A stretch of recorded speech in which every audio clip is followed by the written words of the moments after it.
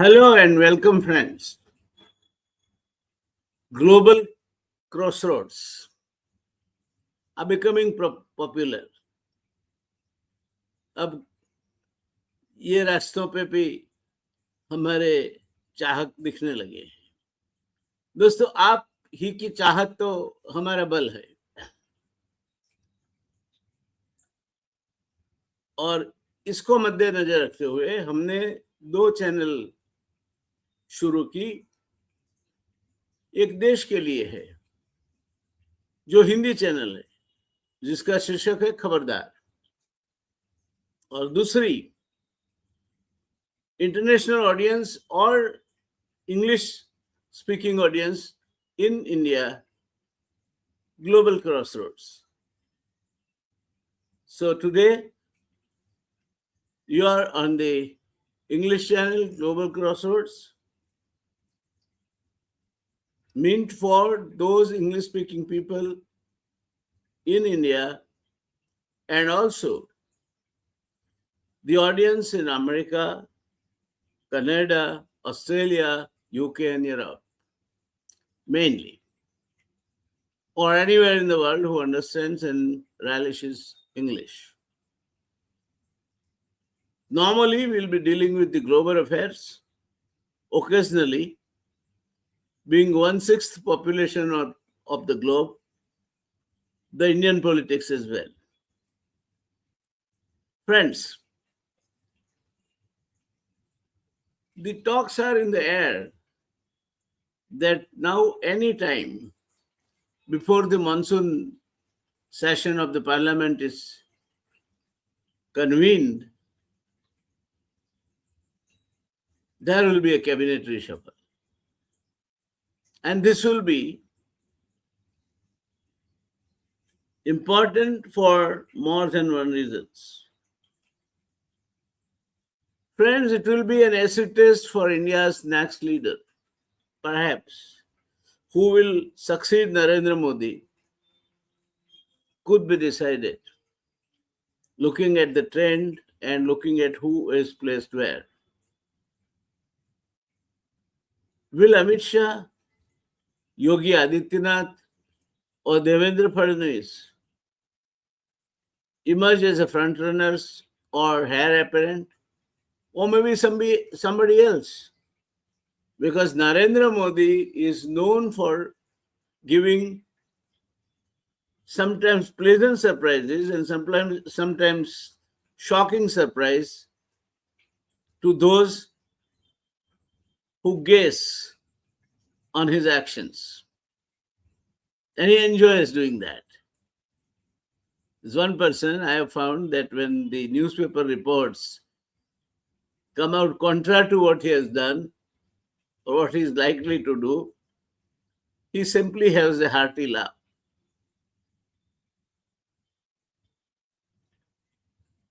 So, good evening, friends. Indian politics has always revolved around one fascinating question. I will say it has revolved around one fascinating question after almost the era of Manmohan Singh got over. His successor, Narendra Modi, how much he would last, what would be his policies, what will be the impact and influence of the RSS, so many questions, including how the seniors like Rajnath Singh, Dr. Murli Manohar Joshi, L.K. Advani, at that time Arun Jaitley, Sushma Swaraj, Pramod Mahajan would look at him. These are all interesting questions.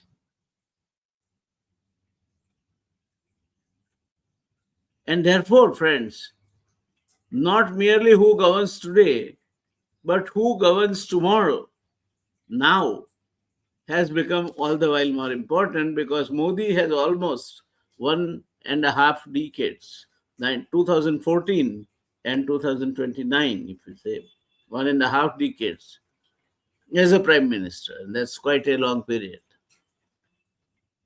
Who next is $1 million question. Every generation has witnessed this transition. After Jawaharlal Nehru came the search for a successor. People said, after Nehru, who?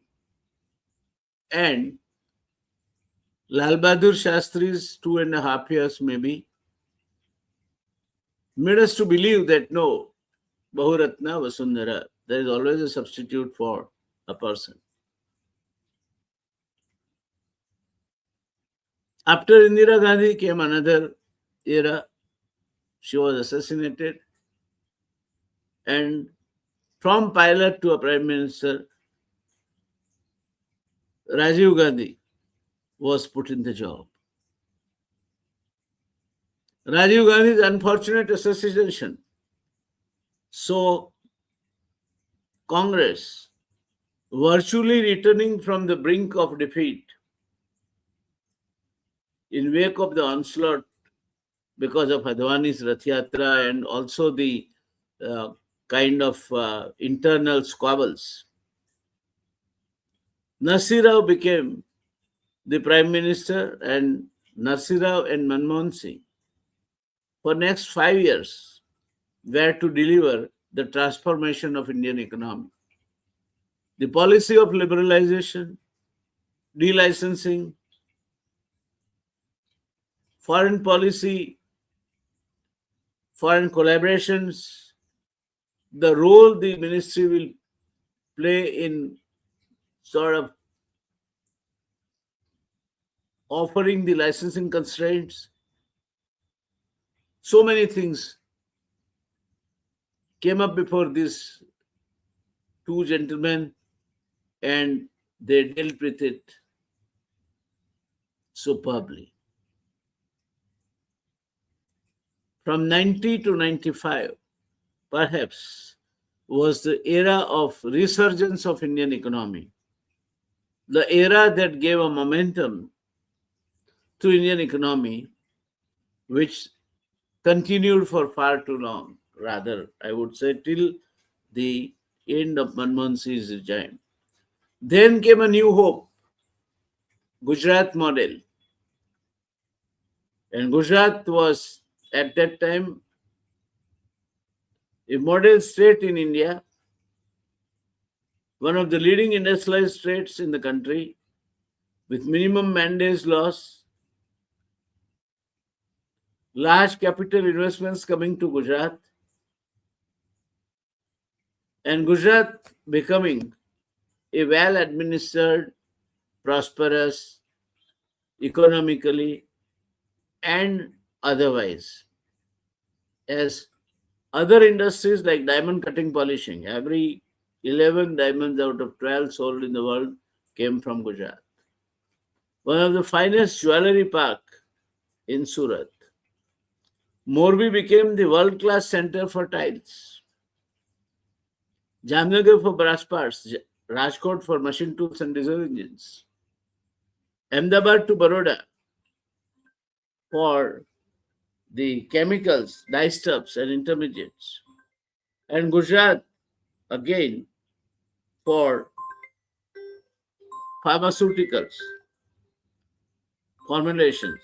Gujarat produced a major chunk of, a major share, Gujarat and Maharashtra put together, produced more than 50% of the pharmaceutical formulations produced in this country. 60% of the salt produced by India was produced by Gujarat. Gujarat had a city called Ahmedabad, which once upon a time was known as the Manchester of India. Lost its sheen when the composite textile industry did not become economically viable. But then Surat emerged. Surat is a powerloom center which today produces close to 50 kilometers a minute clothes in India. But then decentralized. Weaving, processing, yarn, and ancillary industries. Surat became a major center for knitting industry. The largest number of Chinese knitting machines today are installed at Surat. Gandhinagar is a political capital of India. For far too long, Ahmedabad was the economic capital, but Surat came from behind and became a commercial capital of Gujarat. Saurashtra had one of the top 5 green place refineries at Jamnagar, set up by Reliance, closely followed by SI refinery, which is now known as Naira. The petrochemical complex, IPCL, was taken over by Reliance, and chloralkali, Gujarat Alkalis, they also had a unit at Dahej. Reliance had the petrochemical complex at Hazira, which was over 100,000 crore investment when planned, now much more than that. Larsen and Toubro came there. Gujarat Steels, SR promoted that. I don't know now who holds the major share, but it got established at Hazira. So Gujarat became an industrialized, or rather most industrialized state in the country. In agriculture, Gujarat was a major cotton producing state. A major crop of groundnut came from Gujarat. 1/3 of the coastline in Gujarat gave it an enterprise set up by Adani at Mundra ports, apart from Kandla. Gujarat also had Asia's largest industrial estate at Vapi. So Gujarat model, Gujarat model, Gujarat model, Gujarat model. And with that aura, Narendra Modi came to become the Prime Minister of India, 2014. From there on, what has happened in the history? Gujarat model, maybe, which was good for Gujarat, it was adequately established, cannot lead the country to a path of prosperity. Severe limitations of Gujarat model were exposed. Ruling a small state, which is hardly 6% of the area of the country and 6% of the population, which made Narendra Modi as the Prime Minister, as the Chief Minister of the best ruled state in India, perhaps was falling short for ruling a huge country like India, which had by now the largest population on the globe. Huge scaling up was required. Then came the era of coalition, the third tenure of Narendra Modi. Several constraints. Nitish and Naidu became the support, and coalition government became the order of the day. Then the elections, the role of the election commission. Elections being far from neutral. The SIR totally controversial. The election commissioners acting as more or less political appointees. The institutions of democracy, including the parliament, assemblies, judiciary, administration, and the election commission losing the sheen. India has changed. And in that India now is going to be the acid test for Narendra Modi to face the parliament election 2029. Would it be in 2029 or earlier? is again $1 million question. It could be earlier, it could be later, slightly. The Election Commission's role and SIR leaves much to be desired as far as Election Commission's image as an independent constitutional authority is concerned.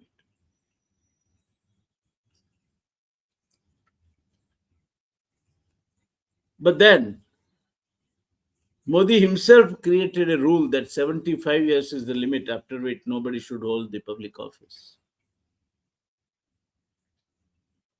That should have applied to Bhagwat also, but the RSS has no such proclamation. BJP has. And Narendra Modi, born in 1950, September, has already crossed 75. Would he like to continue? Is he in hurry? He and his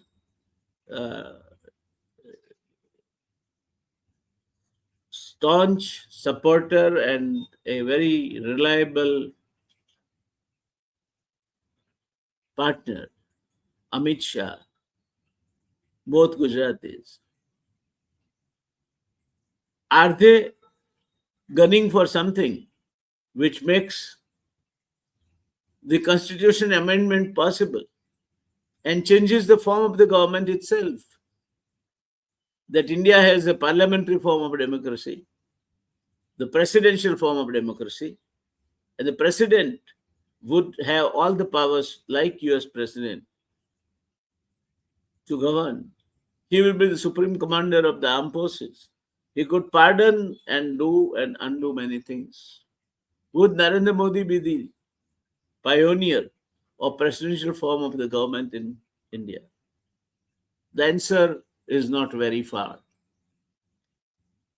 The way the parties are being broken, Trinamool, Uddhav Thackeray's Shiv Sena, Aam Aadmi Party, the recruitment on a massive scale of member of parliaments indicates that there is something where the present ruling party wants to have two-thirds of the majority without waiting for the next elections. They are gunning for some constitutional change. The constitutional change like one man, one election, one vote. Delimitation, which could not become possible, and they had to withdraw it. The women reservation and delimitation. Are they gunning for delimitation again? I doubt. Because it won't be a simple constitutional amendment that could set the country on fire. What is it? Why this massive recruitment of members from different parties, breaking them and making them part of the Bharatiya Janata Party in Parliament or Rajya Sabha? When 7 out of 10 members of Parliament in Rajya Sabha from Aam Aadmi Party, under the leadership of Raghav Chadha, crossed floors, the things do not appear to be as simple as they could be. Uddhav Thackeray's Shiv Sena is breaking, no doubt about it. Mamata Banerjee's Kakoli Ghosh onwards, quite a few of her very trusted loyalists are now singing Vande Mataram, yani joining Bharatiya Janata Party. Would it be next chance for some other state like Bihar to have a massive crossover? Possible. And in that case, if before 2029, BJP is able to manage two-thirds of the majority and arms itself with the competence to amend the constitution, what amendment would be there in preference, in number of preferences? Would it be delimitation? Would it be one nation, one election? Would it be presidential form of government? Or would it be something else? One doesn't know because it's very difficult to judge Narendra Modi's mind. People thought he and Bhagwat are at dagger's door. Doesn't seem to be. From all where Ram Mandir's foundation stone to Dwajarohan, they always were seen together, and now even in the huge money embezzlement of Chadhawa, they also seem to be hand in gloves. What is it? What is it that the BJP is gunning for now? They have been ruling this country from 2014 onwards under one single prime minister. Quite a few of the states, they have broken the governments using CBI, using other constitutional institutions, including the election commission. The courts are also not so kind to those who are offended. So what is it that Bharatiya Janata Party is gunning for? Is $1 million question. Would this reshuffle, therefore, would be a balancing act to accommodate those who have joined, like defectors from Trinamool Congress, Uddhav Shiv Sena, Aam Aadmi Party, or Nitish Kumar's maybe Janata Dal, maybe some other parties? Would it be a balancing act to offer everyone something on the plate? That seems to be the possibility. Cannot be ruled out. And it has to be, because there has to be something which might have been as part of understanding traded for them to come this side. But next, what? Next is the portfolios. Who will be? There will be reshuffle of the ministry. Existing ministers will be retained more or less. But the portfolios might change, portfolios might break. Nitin Gadkari once upon a time had a very heavy portfolio list. Today, he only looks after roads and allied infrastructure. Would this coming change before the monsoon session mean that there will be a change in portfolios? There will be a split in ministries. Some new governors will be appointed. Mangubhai is completing his term. Anandibehan has stayed for far too long. One minister who was from Rajya Sabha did not get the renomination, so he has lost his ministerial berth. So few governors are also required to be appointed. Who will be there? And then some chief ministers, like the chief ministers in the state of Gujarat, would it be Praful Patel who might be called back and asked to lead the election? Possibility cannot be ruled out. Because Anandiben, she's too old. But then Anar Patel could be another person under focus. But then Amit Shah's men, what will happen to them? Aam Aadmi Party's ambitions of conquering Gujarat, I think with Akal Takht's blow to Aam Aadmi Party in Punjab has vanished. No more now.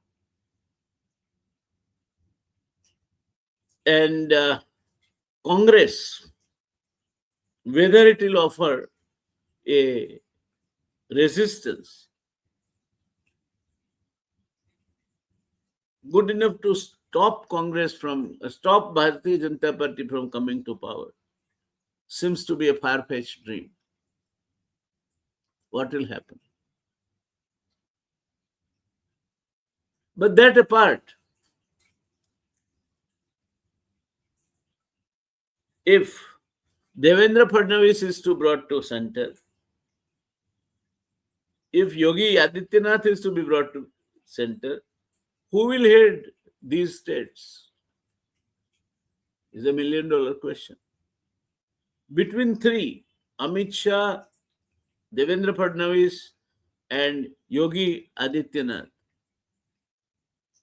who will be given the important portfolios and the position in the cabinet which defines their authority and which sets at naught any speculation about who will succeed Mr. Modi, if at all anybody is to succeed him.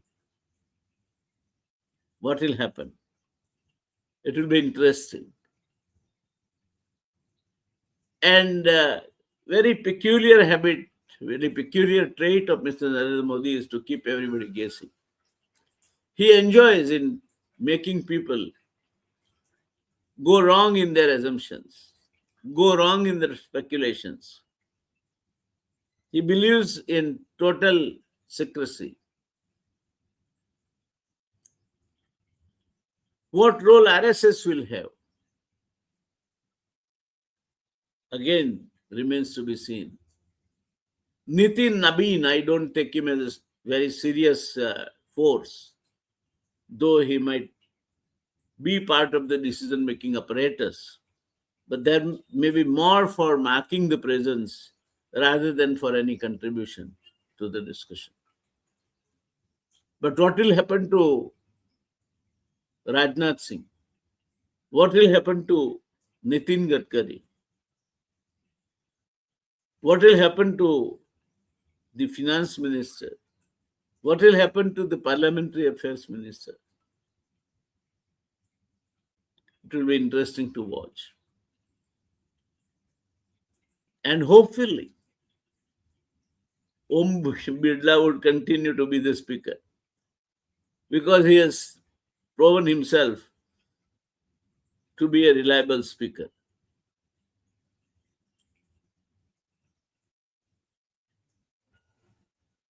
Interesting, very interesting things will happen. Few more members also will enter Rajya Sabha.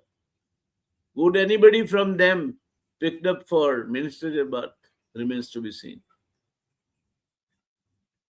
This will be the last reshuffle before the general elections to the parliament. This will be the last chance before they gather 2/3 of the majority. This will be the last opportunity to set the agenda to amend the constitution. So many things at a time in a very short period, not more than 2 weeks. The country will witness not only that, the country might be surprised also with some of the developments. What will be these developments?